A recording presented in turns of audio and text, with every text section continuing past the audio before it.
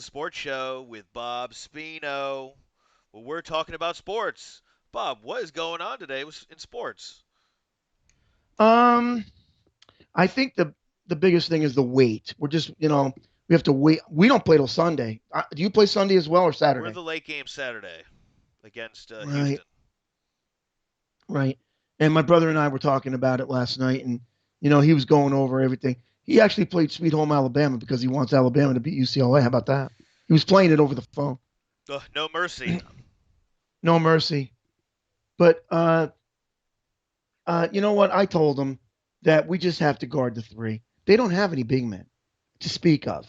I mean, their big men average like 5, 4, 2, one a game. We just got to play them out, to the outside. And my brother actually wants you guys to win. All right. Actually, I'll take that he endorsement all does. day, every day. Yeah, he does. But don't take it too far. He's the worst picker on earth. He never gets anything Well, right. I'm just gonna go with he wants us to win. I'm gonna say he did not pick us. I'm just gonna say he wants us to win. Right. Even that, in his case, can be kind of dangerous. Well, let's just say But it works in our favor this time. Reverse the curse. yeah, uh, he thought that he hates. He just doesn't think that Houston can do it. They're too erratic, and he thinks that your coach can outcoach Kelvin Sampson. So I would agree with that that's what he's. assessment, and I hope that's how it plays out. And again, Houston is not familiar at all with us, and that's an advantage to us.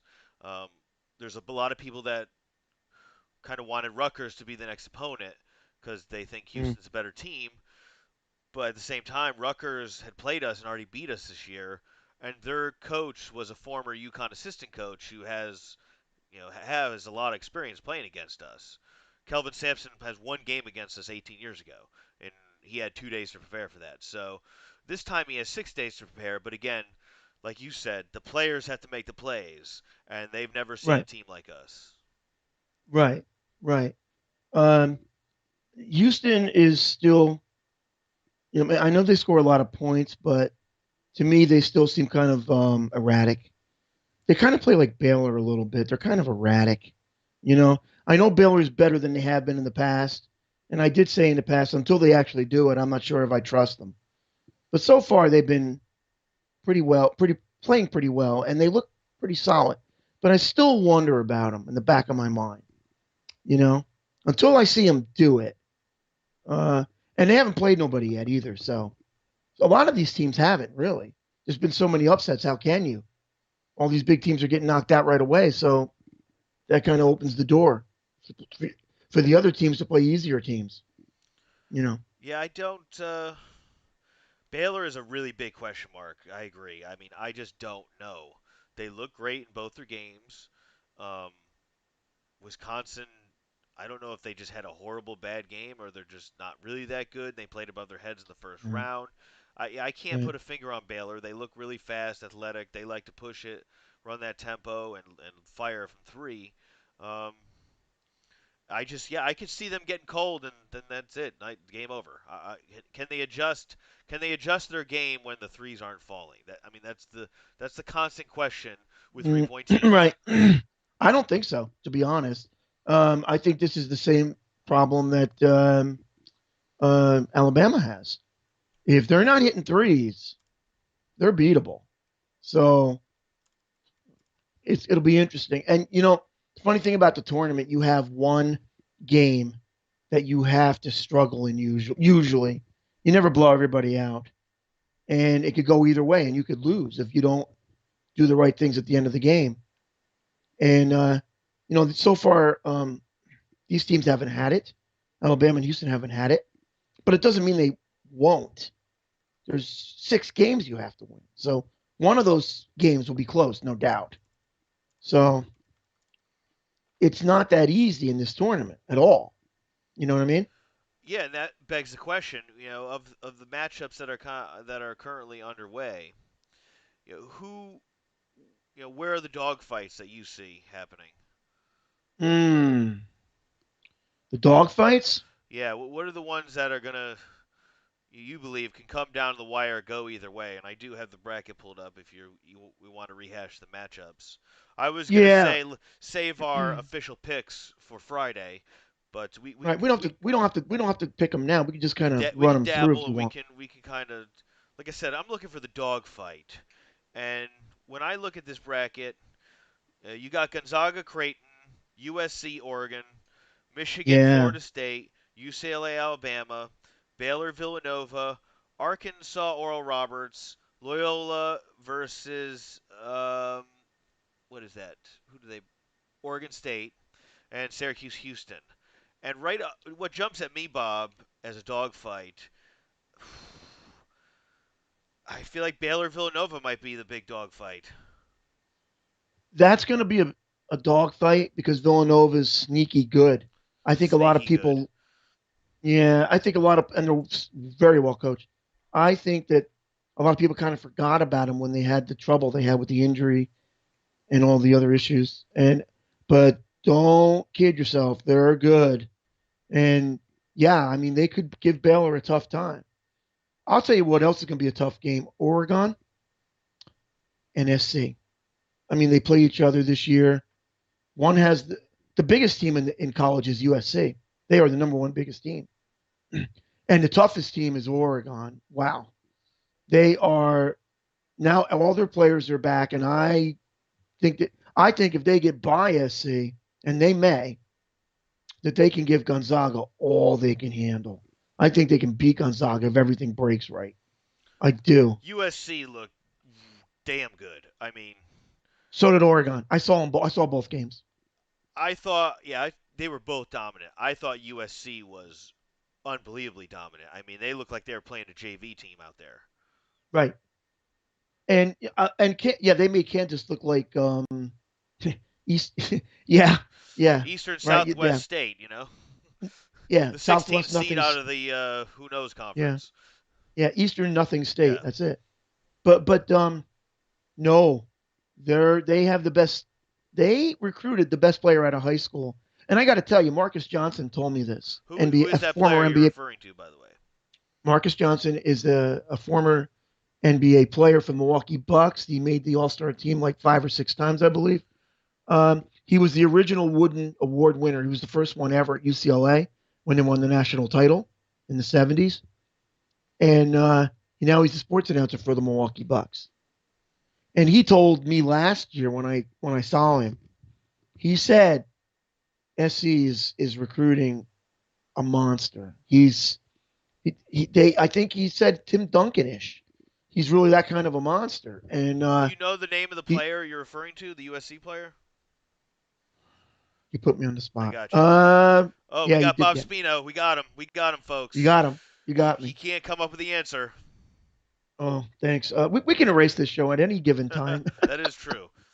Yes. Is it one of the But Mobley brothers? Is that who you're thinking of? yes, I believe that's him. Okay. Yes. Yes. And he was, and you're right. They have brothers on that team. They're brothers. But it's him. He was the one. Marcus looked at me and went, "This kid's the real thing." And I really thought they were going to even have a better year than they did because of it. You know what I'm saying? Although, last year, who knows what would have happened? They never played a tournament. So, but now, oh, and now here's where these guys can make the difference. Because during the season, you play in your conference, you got to play road games. Everybody's a road team this year. There's no home game. So this is where the best players come out and the best coaches. And this kid's tough. He's going to be hard to beat. You know what I'm saying? But Oregon's great too. They're tough. They got some great shooters and great slashers, and they got a great coach. So they scored 95 points. If they can do that against Gonzaga, they can take them out. Yeah, and remember, Yeah, yeah, um, they can. so USC's playing Oregon, right? Yes, they're playing Oregon. Yes, It's a they are. Pac-12 Yes, matchup. So the winner of yes, that plays Gonzaga, and yeah, remember it's the Elite Eight, so it's the short turnaround. It's not like Mark Few's going to have a week to prepare for USC or Oregon, and right. yeah, they this could be the trap for the Bulldogs. I mean, It could absolutely. be, and there's always one game that's close. Just ask Gonzaga in 2006 when UCLA took them out when Morrison was crying after the game. We took them out. So I That mean, was an Elite Eight game, right? I believe so. Yeah, we took him out, and but you know what? Um, it's just, and my brother was on the sideline, by the way, for that game. He was the trainer. But it's, I tell you, Rob, I have a suspicion. I just think it that Oregon's going to beat Gonzaga if they get by SC. And usually these things I used to always say, and nobody ever heard me, and I'd be right a lot of times. Only very few people knew that they would come back. Oh, how'd you know that? Or even my brother, Mister Everything, says that. But I just got a suspicion that that could happen. I really do. They're very, very good. Yeah, based on what I saw, because I did watch both teams, both Oregon and USC. I thought USC looked better to me. I mean, they look scary good. Um, but maybe now Oregon beat Iowa, Yeah, they destroyed them. so I guess you can make the argument that Iowa was better than Kansas by a significant degree, but Right, right. I just they were in another league. I mean, Kansas Did, when they walked off did, the did court, you? Kansas, I was just shell shocked. They couldn't believe they were just dominated like that. I picked SC in my bracket. I did not think anything of Kansas. I knew they weren't the same team. I knew that they struggled to win their first game. They weren't the same Kansas. They didn't even win their conference, or I don't think their conference tournament. Right? They didn't win it. Baylor did, right? Oh no, Baylor did not. No, who was They it? Who lost. won the Big 12? Texas, right? Texas Uh, won the conference tournament. no. Uh, I don't know. I think Texas won the conference tournament. I'm not sure who won the regular season. Right. I'm pretty sure Texas beat Oklahoma State in the conference title, in the tournament title. Huh. But fortunately, No, we but can I find that out. Yeah, so it was Texas. Texas was won the conference tournament. okay. And they didn't win the regular Now, season. did they? I think Kansas had they got a bye, they got a pass, no contest pass, because Yeah, Kansas they had a moved COVID on. issue. Right, right. They moved on, yeah. Uh but I didn't all that aside, I just didn't think they were very good. And they proved me right. They got destroyed in that game. But I thought FC was going to win that game the whole time. And they did. Did you actually watch the Oregon Iowa game? I watched most of it. You did. Um, You weren't impressed with Oregon? I was, but I mean, Iowa just didn't play defense either. Um, It seems like they didn't they just looked they were the athletes were better on Oregon. That was pretty apparent. it seems like they didn't even care that they were there playing. That's Yeah, how it was just lousy going through the they played. motions. So Yeah. I don't know how. I Only just know that Garza. to me, Garza my played great. impression was USC had the wow factor.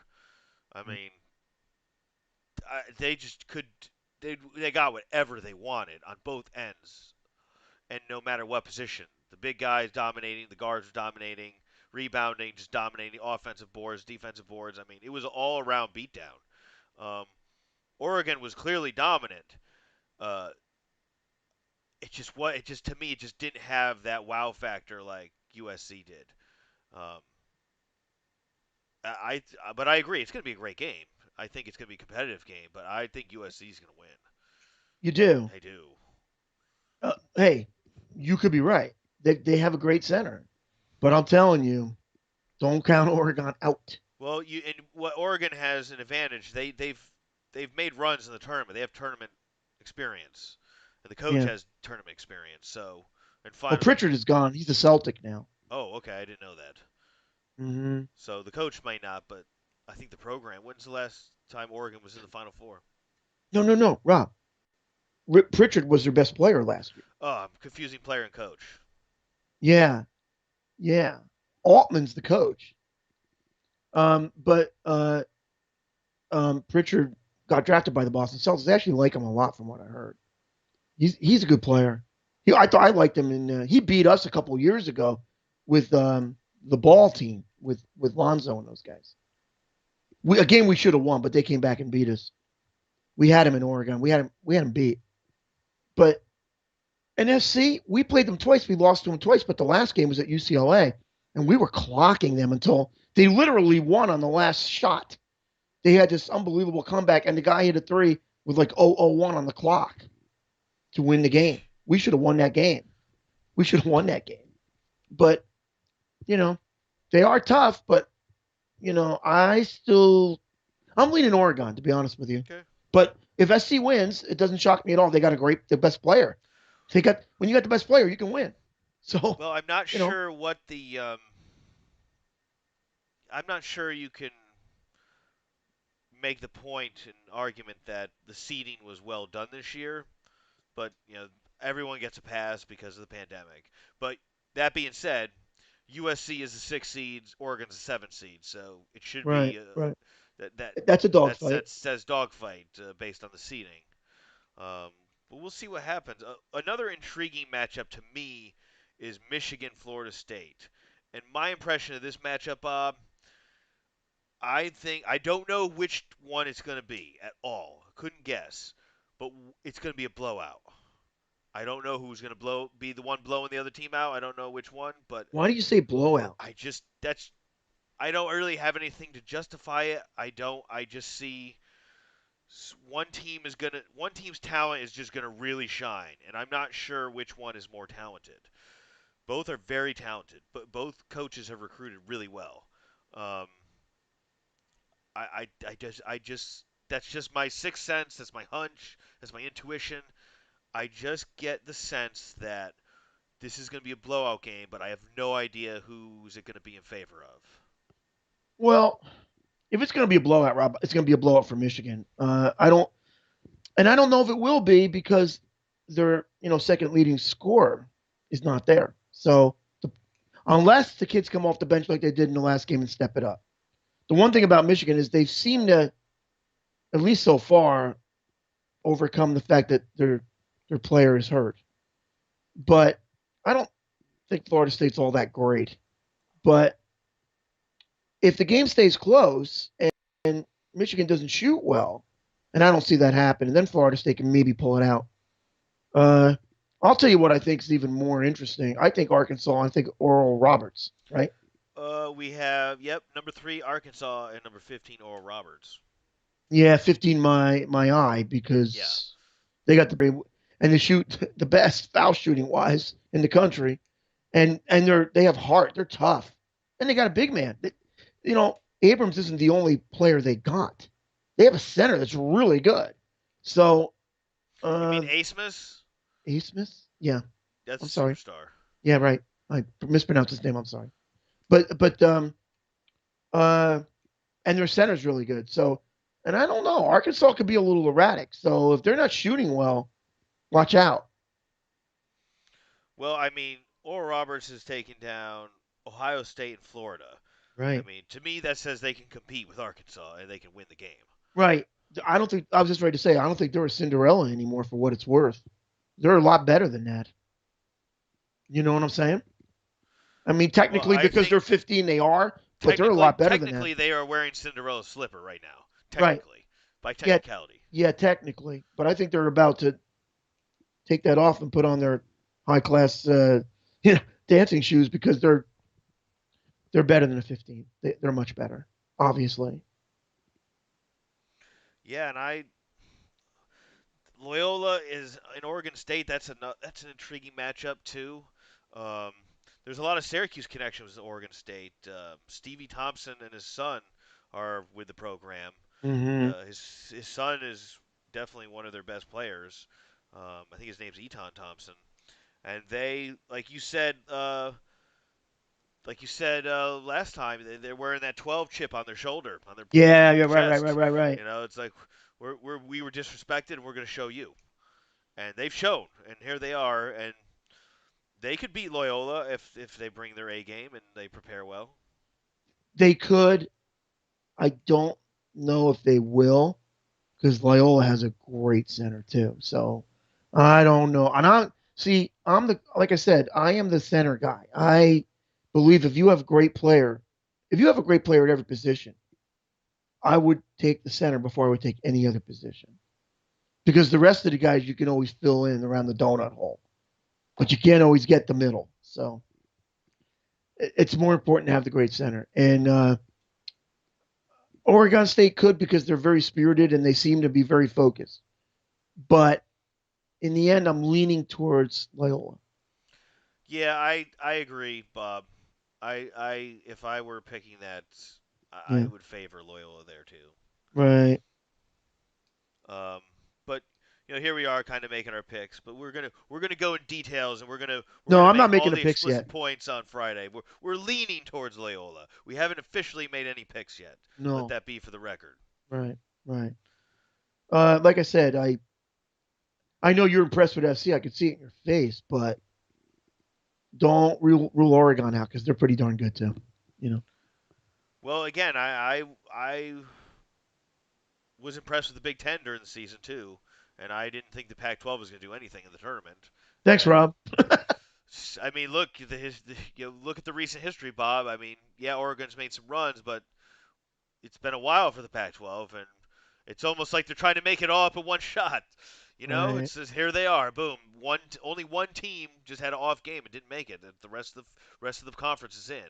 So and then we have at the bottom of that bracket. There's the 2-11 seeds and the 2-2 seeds, 11 and 2, 11 and 2. And that's me and you, Um, I believe, right? that's UCLA against Alabama and Syracuse against Houston. And Right. I don't. I think these are you're looking at a disparity of seeds that is an illusion. I mean, these should be good games. Yeah. I mean, I think what my brother doesn't understand, he's sure Alabama's going to beat us, and I don't think because he doesn't he watches it like on the internet. He doesn't watch it even live stream. He'll just like go on Yahoo Sports and like have the little diagram basketball court. You know, oh they scored, oh they scored. So he's not really getting a feel of what's going on. And I don't think he understands how tough UCLA is playing on defense right now and how they're swarming. You know, you have to swarm Alabama on behind the 3 point line. You really, really do. And if you can do that, and and I'll tell you one thing about the 3 point line, Rob. If you sometimes you don't even have to get in their face. You just got to scare them, make them pull up, and make them miss just by this much, just a little bit. That's all it takes. And then after you do it once or twice, they think you're always going to run at them. And then if they make one because you didn't run at them, you just fake like you're gonna, and they start getting comfortable again, then you go out and whack them one time really hard. Saying, yeah, don't forget, I'm still going to whack you if you make too many threes to scare them again. And that's how you stop people from making threes. You have to make them think, you know, you got to get in their face. You got to, a good way to do it is kind of like not touch the guy, but kind of lower yourself like you're going for his midsection. And if he thinks that you're going to, if he thinks that he's going to get hit, he's going to flinch, even if you never touch him. And he won't make the shot. Just little ways to do it, without ever touching a guy. Just you got to be smart about it, and or just put your hand in their eyesight. You got to always keep your hands up. That's why I always say, put your hands up. He's going to shoot. I can tell when a guy's going to shoot. You know it right away. He gets that. He'll start dribbling and he'll stop looking at others, and you know right then. And I go, put your hands up. And because you put your hands up first of all, he's got to put his hand over you to make it tougher. You put your one hand near across his face to the ball, and your other hand right in his eyesight. And without ever touching him, he'll never make it. Brick City, huh? You know what I'm? Brick City.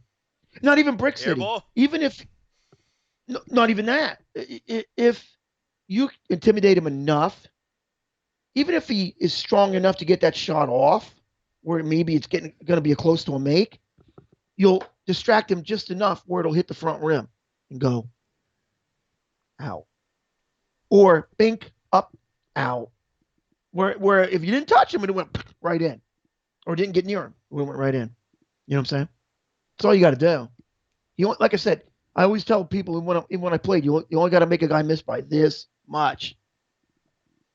He don't have to throw an air ball. You don't have to block it. I mean, great if you do, but you don't have to do anything. You just learn how to play D playing without being, pushing him around. You don't got to do it. He's got to know when to play D and what spots to stand in. Because he knows if he's a great offensive player, he's going to know what spot he wants to be in. You have to try to take that away from him by doing other things. See, I told you about the offense yesterday. Now I'm telling you how the defense got to react to it. That's how you do it. And the person who doesn't do it doesn't win because that person's too good on offense. I mean, you got to score more points, obviously, to win, but Right, you're not right. going to score more points if you don't play any defense either. No, because one sets up the other. Um, and everybody says your best defense or your best offense is your defense, but that's only half true. There's another side to that. There's a flip too. Sometimes your best defense is your best offense because you make a basket, you get everybody back to set, you slow them down, you break their momentum. If you're making a lot of baskets, you break their confidence. They start getting scared. So that's all part of playing D that no one ever talks about. So the offense can set up the D that way. Just a lot of intricate things that people never think about, even coaches. A lot of them. You know what I mean? Yeah, and especially if you're dealing with a team that relies on transition, you get buckets, you're set up. You've stopped their offense without even guarding a man yet. Right, right.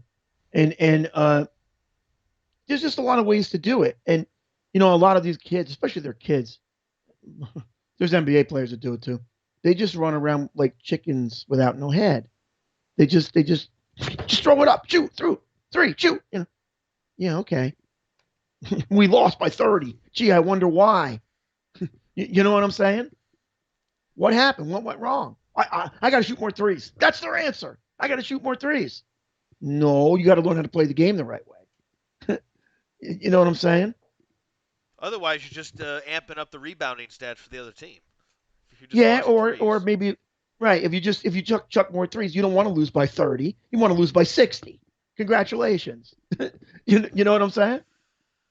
Well, maybe one day they'll figure it out, Bob. But we're coming up to the closing moment here. Anything else you want to share before we go? Uh, I'm sorry I didn't remember the SC center's name. Sorry, Mr. Mobley. I humbly apologize. Um, no, just keep watching our show, and it's going to be a great tournament. It's going to be a great week. We got stars coming on, and I hope you like it. And please subscribe and like. Subscribe and like, folks. And it's only a matter of days, if that, and the first guest is coming. So stay Yes. tuned, keep watch, and we'll see you on the other side, Bob. Okay, Rob. I'll see you soon. Take it easy. Take it easy.